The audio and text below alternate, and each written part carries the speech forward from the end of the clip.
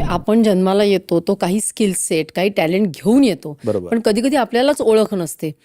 तर मग आपल्याला असं ज्योतिषशास्त्र, न्यूमरॉलॉजी किंवा हे सांगतं का की हे तुझं टॅलेंट आहे, 100% हे तू परस्यू कर. म्हणजे मला जर उद्या गाणं शिकायचं असेल किंवा डान्स शिकायचा असेल तर मी तुम्हाला विचारू शकते का की मला सांगा, मला या दोन्हीमध्ये पॅशन आहे. तर माझ्याच एक ओळखीची होती, तर तिला पेस्ट्रीचं पण आवड होती आणि डान्सची पण आवड होती. मग तिने कोणत्या शास्त्राचा आधार घ्यायचा की मला हे दोन्ही आवडतं, पण मला माझ्या मनात गोंधळ झालाय की मी नक्की करिअर कुठलं करावं.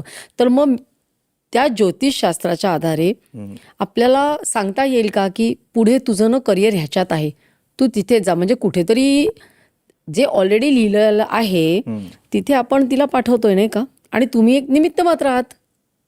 आता याचं उत्तर आपण टेक्निकली देऊया. जन्मतारखेवरची जे नंबर्स असतात की नाही, तर काही वेळेला असं समजा 6 नंबरचं उदाहरण आता तुम्ही जे घेतलं त्याच्यानुसार आपण घेऊया की 6 म्हणजे आर्ट, ॲप्लाइड आर्ट, कला, कोणतीही कला. तर कोणताही नंबर जेव्हा जन्मतारखेत एकदा येतो त्यावेळेला माणूस छंद म्हणून ती गोष्ट करतो. फार जास्त वोल्टेज त्याला नसतं, कळली की नाही, की नोकरी कामधंदा करून एक हौशी कलाकार वगैरे असं असतं ते. जेव्हा तोच नंबर 2 वेळा येतो, म्हणजे आपण 6चं उदाहरण घेऊ, त्यावेळेला तो त्याच्यातनं पैसे कमवतो, प्रोफेशनलिझम येतो, कलेतून करिअर तयार होतं. ही कोणतीही गोष्ट एकदा येणं हे बरं असतं, दोनदा येणं हे खूपच चांगलं असतं. मग त्याला सांगता येतं की तू हेच कर, कलेमध्येच करिअर कर. ते तोच 6 नंबर 3 वेळा आला की तो माणूस व्यक्तच होत नाही. अच्छा. म्हणजे म्हणजे तो त्याच्या आतमध्ये पोटेन्शियल दडलेलं असतं, पण तो ॲक्शनच घेत नाही. म्हणजे एकदा आला तर तो थोडीशी ॲक्शन घेतो, पण त्याला बिचारायला बाकीची व्यवधानं असतात. दोनदा आला तर तो कुठे सुरू करायचं कुठे थांबायचं त्याला बरोबर कळतं, आणि तीनदा आला तर तो फक्त हायपोथेटिकली विचार करत बसतो, युटोपियामध्ये जातो. असं झालं असतं, तसं झालं असतं. त्याला योग्य गुरु सापडला किंवा योग्य मार्गदर्शक सापडला तर तो जो एक्स्ट्रा आलेला 6 नंबर आहे तो आपल्याला डिलीट करावा लागतो.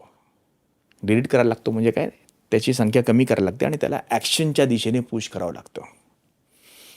म्हणजे तो स्वप्नात खूप असतो, मग तो त्या नंबरचं थोडंसं प्रमाण कमी केलं, तो एक आपण काढून टाकू शकत नाही आपण, पण तो आपण कमी केला की 2 क्रमांक, जसं आता एखाद्या पाण्यामध्ये एखादा रंग जास्त झालेला आहे, बरोबर, समजा असं धरून चला की निळा रंग जास्त झाला आहे, तर त्याच्यात थोडं पाणी टाकत राहिलं तर थोड्या वेळाने आपल्याला कळतं की बस पांढरा, आता निळा रंग त्यातला कमी झाला. म्हणजे 2-6 नंबरची फ्रिक्वेन्सी त्या माणसाला आपण दिली की तो प्रोफेशनल होऊ शकतो. हे तुम्हाला एक उदाहरण देतं. तसं एक म्हणजे करिअरच्या बाबतीत पण आहे, रिलेशनच्या बाबतीत पण आहे. असं त्याचं मग ते खूप पर्सनलाइज होतं, म्हणजे म्हणून त्याला कस्टमाइज म्हणतो. म्हणून आपण उदाहरणं घेत का नाही पॉडकास्टिंगमध्ये, त्याचं कारण मग ते खूप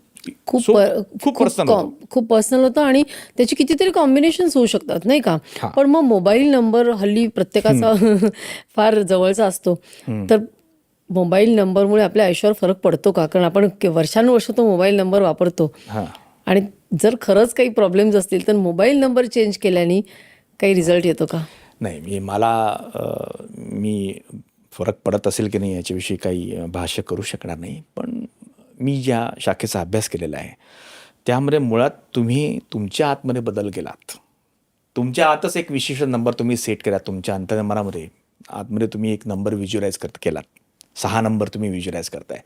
मग तुम्ही बाहेर काय वापरताय ना त्याला एवढं महत्त्व नाही आहे. एवढं महत्त्व नाही आहे त्याला, असं असतं.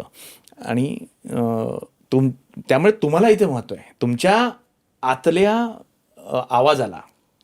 तुमचा आतला आवाज म्हणा किंवा तुमचं जे आतलं रूप आहे, ह्या सगळ्याचा अभ्यास म्हणजे खरं ॲस्ट्रॉलॉजी आहे.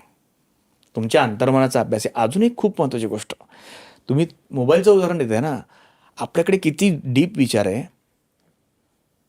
सबकॉन्शियस माइंड हा शब्द मला वाटतं प्रत्येकाने ऐकला असेल. अंतर्मन, त्याच्यानंतर अंतर्मनाचा गाभा, the power of your subconscious mind, असे शब्द आपण ऐकतो. पण तुम्हाला माहिती आहे की हे जे 4th डायमेन्शन आहे किंवा अंतर्मन आहे, याचे पण 9 भाग पडतात. There are 9 layers, different layers of our subconscious mind. त्यालासुद्धा 1 ते 9 नंबर दिलेले आहेत. मग तुमच्या डेट ऑफ बर्थची टोटल जर 6 येत असेल तर तुम्ही तुमच्या अंतर्मनातल्या 6व्या लेअरशी ट्यून आहात. आणि ट्यून होऊनच तुम्ही जन्माला आले. आता तुम्ही त्यांचा उपयोग करताय का? इतका डीप आणि गहन विचार आहे. आलं की नाही लक्षात? आणि मोबाईल नंबर म्हणा किंवा हे जे आत्ता जे प्रस्थ आलेलं आहे त्याच्या मागचं एक कारण असावं की काही क्रमांक तुमच्या समोर दिसत आहेत. कळलं की नाही? भिंतीवर काय एक नंबर तुम्हाला सारखा दिसत राहिला, तुमच्या आतमध्ये त्याची कमतरता आहे तर तुम्हाला तो दिसत राहावा, असं त्याच्यामागे. त्याच्यावर माझा अभ्यास नसल्यामुळे मी त्याच्यावर काही नाही जास्त ओपिनियन देत नाही. पण बघा की नुसतं संख्याशास्त्र वैदिक घेतलं तरी सुद्धा त्याच्यात केवढा डीप विचार आहे. ही क्लिप शेवटपर्यंत बघितल्याबद्दल खूप खूप धन्यवाद. संपूर्ण एपिसोड बघण्यासाठी खाली दिलेल्या लिंकवर क्लिक करा आणि सर्व काही चॅनलला सबस्क्राईब करायला विसरू नका.